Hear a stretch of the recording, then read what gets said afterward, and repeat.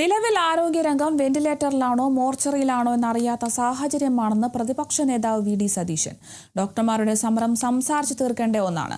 ഡോക്ടർമാരെയും നഴ്സുമാരെയും സമരത്തിനിറക്കിയാൽ ആരോഗ്യരംഗത്തെ അവസ്ഥ എന്താകുമെന്ന് ചിന്തിക്കണമെന്നും വി.ഡി. സതീശൻ പറഞ്ഞു. ആരോഗ്യമന്ത്രിയുടെ കോളർ തെരഞ്ഞെടുപ്പിന് മുൻപ് മാത്രം ഉള്ളതാണോ എന്നും വി.ഡി. സതീശൻ കൂട്ടിച്ചേർത്തു.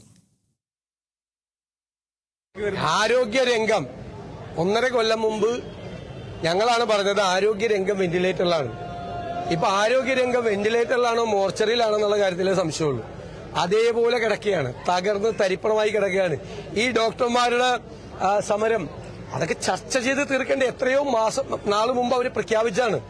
അവരോട് മര്യാദയ്ക്ക് ഇരുന്ന് സംസാരിച്ച് അവരുടെ പ്രശ്നങ്ങൾ പറഞ്ഞ് സംസാരിച്ച് തീർക്കണ്ടേ? ഡോക്ടർമാരെയും നഴ്സുമാരെയൊക്കെ കേരളത്തിൽ ഈ സമരത്തിലും കൂടി ഇറക്കിയ ഈ പൊതു ആരോഗ്യ രംഗത്ത് എന്തായിരിക്കും സ്ഥിതി? അവര് നിവൃത്തിയില്ലാത്തതുകൊണ്ട് സമരത്തിൽ ഇറങ്ങണല്ലേ? മര്യാദയ്ക്ക് ഒരു ചർച്ച പോലും നടന്നിട്ടില്ലല്ലോ അവരുമായിട്ട്. കോളറൊക്കെ ഇട്ട് പുറത്തിറങ്ങി. അവര് നേരത്തെയും കോളർ ഇട്ടിട്ടുണ്ടായിരുന്നു.